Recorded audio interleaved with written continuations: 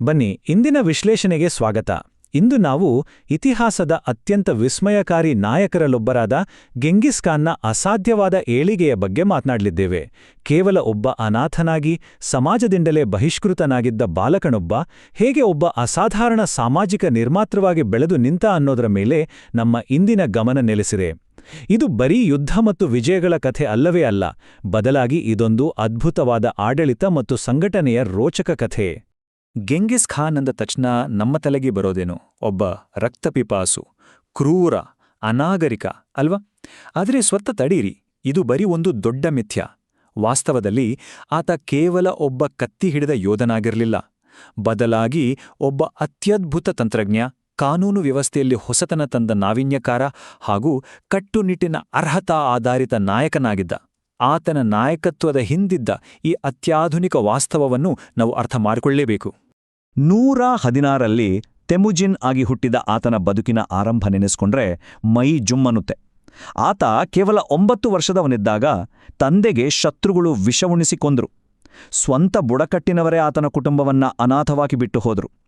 ಬದುಕಿ ಉಳಿಯಲು ಆತ ಇಲಿಗಳ ಚರ್ಮವನ್ನು ಹೊಲಿದು ಬಟ್ಟೆಯಾಗಿ ಧರಿಸಬೇಕಾದ ಪರಿಸ್ಥಿತಿಯಿತ್ತು. ಗುಲಾಮನಾಗಿ ನರಕಯಾತನೆ ಅನುಭವಿಸಿದ ಆತ 1206ರ ಹೊತ್ತಿಗೆ ಇಡೀ ಮಂಗೋಲಿಯಾದ ಮಹಾರಾಜನಾಗಿ ಕಿರೀಟ ಧರಿಸುವವರೆಗಿನ ಪ್ರಯಾಣ ಇದೆಯಲ್ಲ, ಅದು ನಿಜಕ್ಕೂ ನಂಬಲು ಅಸಾಧ್ಯವಾದದ್ದು. ಆ 12ನೇ ಶತಮಾನದ ಮಂಗೋಲಿಯನ್ ಸ್ಟೆಪ್ ಅಂದ್ರೆ ಆ ಹುಲ್ಲುಗಾವಲು ಪ್ರದೇಶ ಬದುಕಲು ಹೇಳಿ ಮಾಡಿಸಿದ ಜಾಗ ಖಂಡಿತ ಆಗಿರಲಿಲ್ಲ. ಅಲ್ಲಿ ಯಾವುದೇ ಶಾಶ್ವತ ಮನೆಗಳಿರಲಿಲ್ಲ, ಬುಡಕಟ್ಟುಗಳ ನಡುವೆ ನಂಬಿಕೆ ಅನ್ನೋದೇ ಇರಲಿಲ್ಲ. ಸದಾಕಾಲ ರಕ್ತಪಾತ, ಪ್ರತೀಕಾರ, ಮಹಿಳೆಯರ ಅಪಹರಣ ಮತ್ತು ಲೂಟಿ. ಇಡೀ ಸಮಾಜ ಸಂಪೂರ್ಣವಾಗಿ ಅಸ್ತವ್ಯಸ್ತವಾಗಿತ್ತು, ಒಂದು ರೀತಿಯಲ್ಲಿ ಅಂತ್ಯವಿಲ್ಲದ ಸೇಡಿನ ಸುಳಿಯಲ್ಲಿ ಸಿಲುಕಿತ್ತು.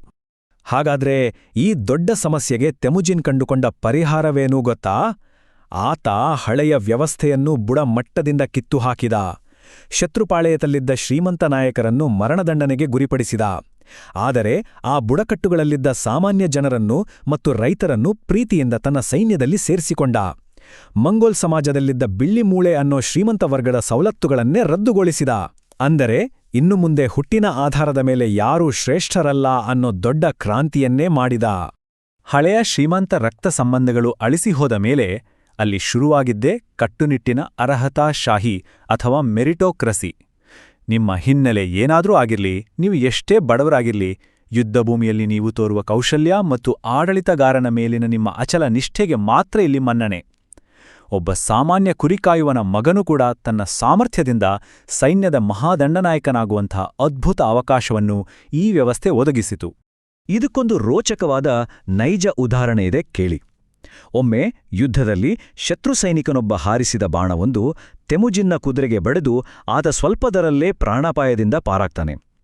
ಯುದ್ಧದ ನಂತರ ಆ ಬಾಣ ಬಿಟ್ಟವರು ಯಾರು ಅಂತ ಕೇಳಿದಾಗ ಒಬ್ಬ ಸೈನಿಕ ಎದೆಗುಂದದೆ ಮುಂದೆ ಬಂದು ನಾನೇ ಅಂತ ಒಪ್ಕೊಡ್ತಾನೆ. ಬೇಕಿದ್ರೆ ನನ್ನನ್ನ ಕೊಲ್ಲು, ಆದ್ರೆ ಜೀವ ಕೊಟ್ರೆ ನಿಷ್ಠೆಯಿಂದ ಇರ್ತೀನಿ ಅಂತಾನೆ. ಆತನ ಪ್ರಾಮಾಣಿಕತೆ ಮೆಚ್ಚಿದ ತೆಮುಜಿನ್ ಅವನಿಗೆ ಪ್ರಾಣದಾನ ಮಾಡಿ ತನ್ನ ಸೈನ್ಯದ ಅಧಿಕಾರಿಯನ್ನಾಗಿ ಮಾಡ್ತಾನೆ.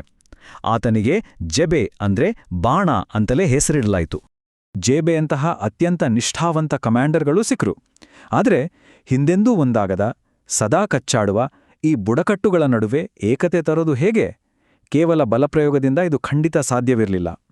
ಇಡೀ ಸಮಾಜವನ್ನು ಹೊಸದಾಗಿ ಕಟ್ಟಲು ಒಂದು ಭದ್ರವಾದ ಹೊಸ ನೀಲನಕ್ಷೆಯ ಅವಶ್ಯಕತೆ ಇತ್ತು. ಅಲ್ಲಿ ಹುಟ್ಟುಕೊಂಡಿದ್ದೇ ಈ ಕ್ರಾಂತಿಕಾರಿ ದಶಮಾಂಶ ಸೇನಾ ರಚನೆ. 10, 100, 1000 ಹಾಗೂ 10,000 ಸೈನಿಕರ ತುಕಡಿಗಳಾಗಿ ಸೈನ್ಯವನ್ನು ವಿಭಜಿಸಿದ. ಇದರಲ್ಲಿನ ಅತಿ ದೊಡ್ಡ ಮಾಸ್ಟರ್ ಸ್ಟ್ರೋಕ್ ಏನಪ್ಪಾ ಅಂದ್ರೆ, ಬೇರೆ ಬೇರೆ ಶತ್ರು ಬುಡಕಟ್ಟುಗಳಿಂದ ಬಂದ ಯೋಧರನ್ನು ಉದ್ದೇಶಪೂರ್ವಕವಾಗಿ ಒಂದೇ ತುಕಡಿಯಲ್ಲಿ ಸೇರಿಸಿದ್ದು. ಇದರಿಂದ ಹಳೆಯ ಗುಂಪುಗಾರಿಕೆಗಳೆಲ್ಲ ಧೂಳಿಪಟವಾಗಿ ಒಟ್ಟಾಗಿ ಹೋರಾಡುವ ಸೈನ್ಯದ ಮೇಲೆ ಮತ್ತು ನಾಯಕನ ಮೇಲೆ ಹೊಸ ನಿಷ್ಠೆ ಮೂಡಿತು. ಇದು ಕೇವಲ ಸೇನಾ ರಚನೆಯಾಗಿರಲಿಲ್ಲ, ಒಂದು ಹೊಸ ಸಮಾಜದ ನಿರ್ಮಾಣವಾಗಿತ್ತು. ಎಷ್ಟು ದೊಡ್ಡ ಸೈನ್ಯವನ್ನು, ಸಮಾಜವನ್ನು ನಿಯಂತ್ರಿಸಲು ಒಂದು ಬಲಿಷ್ಠ ಕಾನೂನು ಬೇಕಲ್ವಾ? ಅದೇ ಯಾಸಾ. ಈ ಕಾನೂನು ಸಂಹಿತೆಯು ಕಳ್ಳತನವನ್ನು ಕಟ್ಟುನಿಟ್ಟಾಗಿ ನಿಷೇಧಿಸಿತು, ಸಮಾಜದ ದುರ್ಬಲ ವರ್ಗದವರನ್ನು ರಕ್ಷಿಸಿತು ಮತ್ತು ಇಡೀ ಸಾಮ್ರಾಜ್ಯದಲ್ಲಿ ಉಕ್ಕಿನಂತಹ ಶಿಸ್ತನ್ನು ಜಾರಿಗೆ ತಂದಿತು. ಈ ಕಾನೂನಿನ ಮುಂದೆ ಸ್ವತಃ ಗೆಂಘಿಸ್ ಖಾನ್ ಕೂಡ ಅತೀತನಾಗಿರಲಿಲ್ಲ ಅಂದ್ರೆ ನೀವು ನಂಬಲೇಬೇಕು.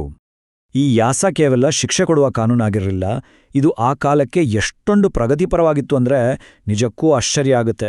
ಸಾಮ್ರಾಜ್ಯದಾದ್ಯಂತ ಸಂಪೂರ್ಣ ಧಾರ್ಮಿಕ ಸ್ವಾತಂತ್ರ್ಯ, ಮಂಗೋಳರ ನಡುವೆ ಗುಲಾಮಗಿರಿಗೆ ಬ್ರೇಕ್, ಶತಮಾನಗಳಿಂದ ನಡೆದುಕೊಂಡು ಬಂದಿದ್ದ ಮಹಿಳೆಯರ ಅಪಹರಣಕ್ಕೆ ನಿಷೇಧ, ಯುದ್ಧ ಕೈದಿಗಳಿಗೆ ಚಿತ್ರಹಿಂಸೆ ಕೊಡುವಂತಿಲ್ಲ, ಜೊತೆಗೆ ಒಂದು ಸಾರ್ವತ್ರಿಕ ಬರವಣಿಗೆಯ ವ್ಯವಸ್ಥೆ ಬೇರೆ. 13ನೇ ಶತಮಾನದಲ್ಲಿ ಇವೆಲ್ಲ ಕಲ್ಪನೆ ಮಾಡ್ಕೊಳಕ್ಕೂ ಅಸಾಧ್ಯ, ಆದರೆ ಅದು ಸತ್ಯ. ಇದೆಲ್ಲ ಕ್ರಾಂತಿಕಾರಿ ಬದಲಾವಣೆಗಳಾದ ಮೇಲೆ ಈ ಹೊಸ ಆಡಳಿತಕ್ಕೆ ಒಂದು ಅಧಿಕೃತ ಮುದ್ರೆ ಬೇಕಿತ್ತು. ಅದಕ್ಕಾಗಿಯೇ ಇಡೀ ಹುಲ್ಲುಗಾವಲಿನ ಪ್ರಮುಖ ನಾಯಕರು, ಯೋಧರೆಲ್ಲ ಸೇರುವ ಒಂದು ಮಹಾಸಭೆ ನಡೆಯಿತು. ಇದನ್ನೇ ಕುರುಲ್ಟಾಯ್ ಅಂತ ಕರೆಯಲಾಗುತ್ತಿತ್ತು. ಇಲ್ಲಿಯೇ ಮಂಗೋಲ್ ಬುಡಕಟ್ಟುಗಳು ತಮ್ಮ ಸರ್ವೋಚ್ಚ ನಾಯಕನನ್ನು ಆಯ್ಕೆ ಮಾಡಿದ್ದು. ವರ್ಷ 1206. ಇತಿಹಾಸದ ಪುಟಗಳಲ್ಲಿ ಇದೊಂದು ದೊಡ್ಡ ಟರ್ನಿಂಗ್ ಪಾಯಿಂಟ್ ಅಂತಾನೆ ಹೇಳ್ಬೋದು. ಹಂಚಿ ಹೋಗಿದ್ದ, ಕಿತ್ತಾಡ್ತಿದ್ದ ಮಂಗೋಲ್ ಬುಡಕಟ್ಟುಗಳೆಲ್ಲವೂ ಒಂದೇ ಭಾವತದ ಅಡಿಯಲ್ಲಿ ಬಂದ ವರ್ಷವಿದು. ಇದೇ ಆ ಐತಿಹಾಸಿಕ ಕುರುಲ್ಟಾಯ್ ಸಭೆಯಲ್ಲಿ ತೆಮುಜಿನ್ಗೆ ಅಧಿಕೃತವಾಗಿ ಗೆಂಗಿಸ್ ಖಾನ್ ಅನ್ನೋ ಕಿರೀಟಧಾರಣೆ ಮಾಡಲಾಯಿತು. ಗೆಂಗಿಸ್ ಖಾನ್ ಅಂದ್ರೆ ಸಾರ್ವತ್ರಿಕ ಆಡಳಿತಗಾರ ಎಂದರ್ಥ.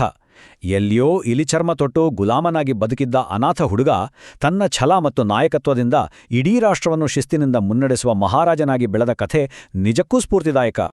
ಒಮ್ಮೆ ಈ ಬದಲಾವಣೆಯನ್ನ ಗಮನಿಸಿ. 1206ಕ್ಕೂ ಮುಂಚೆ ಇದ್ದದ್ದೇನೋ ಬರೀ ರಕ್ತಪಾತ, ಒಳಜಗಳ, ಬುಡಕಟ್ಟುಗಳ ಕಿತ್ತಾಟ. ಆದರೆ ನಂತರ ಒಂದು ಒಗ್ಗೂಡಿದ, ಶಕ್ತಿಯುತ, ಅರ್ಹತೆಯ ಆಧಾರದ ಮೇಲೆ ನಿಂತ ದಶಮಾಂಶ ವ್ಯವಸ್ಥೆಯ ಮಂಗೋಲ್ ರಾಷ್ಟ್ರ. ಕೇವಲ ಒಬ್ಬ ವ್ಯಕ್ತಿ ಇಡೀ ಜನಾಂಗದ ದಿಕ್ಕನ್ನೇ ಬದಲಾಯಿಸಿದ ಈ ಪರಿ ಇದೆಯಲ್ಲ, ಇದೊಂದು ಅದ್ಭುತವಾದ ಆಡಳಿತಾತ್ಮಕ ಕ್ರಾಂತಿ. ಈಗ ಇಷ್ಟೆಲ್ಲ ನೋಡಿದ್ಮೇಲೆ ನಮ್ಮ ತಲೆಯಲ್ಲಿ ಒಂದು ಪ್ರಶ್ನೆ ಮೂಡದೇ ಇರೋದು, ಕೇವಲ ಒಬ್ಬ ನಿರ್ದಯೀ ವಿಜೇತ ಅಂತ ಕರೆಸ್ಕೊಳ್ಳುವ ಈ ವ್ಯಕ್ತಿ ವಾಸ್ತವದಲ್ಲಿ ಆಧುನಿಕ ಅಂತರ್ಸಂಪರ್ಕಿತ ಪ್ರಪಂಚಕ್ಕೆ ಅಡಿಪಾಯ ಹಾಕಿದ್ನ? ಆತ ಜಾರಿಗೆ ತಂದ ಧಾರ್ಮಿಕ ಸಹಿಷ್ಣುತೆ, ಅರ್ಹತಾಶಾಹಿ ಮತ್ತು ಆ ಕಟ್ಟುನಿಟ್ಟಿನ ಕಾನೂನುಗಳು ಇವೆಲ್ಲ ಇಂದಿಗೂ ಇತಿಹಾಸದ ಪುಟಗಳಲ್ಲಿ ಅಚ್ಚಳಿಯದೆ ಉಳಿದಿವೆ. ಇದು ಖಂಡಿತವಾಗಿಯೂ ನಾವು ಆಳವಾಗಿ ಆಲೋಚಿಸಬೇಕಾದ ವಿಚಾರ ಅಲ್ವಾ? ಮುಂದಿನ ಬಾರಿ ಮತ್ತೊಂದು ಇಂತಹದ್ದೇ ರೋಚಕ ವಿಶ್ಲೇಷಣೆಯೊಂದಿಗೆ ಸಿಗೋಣ.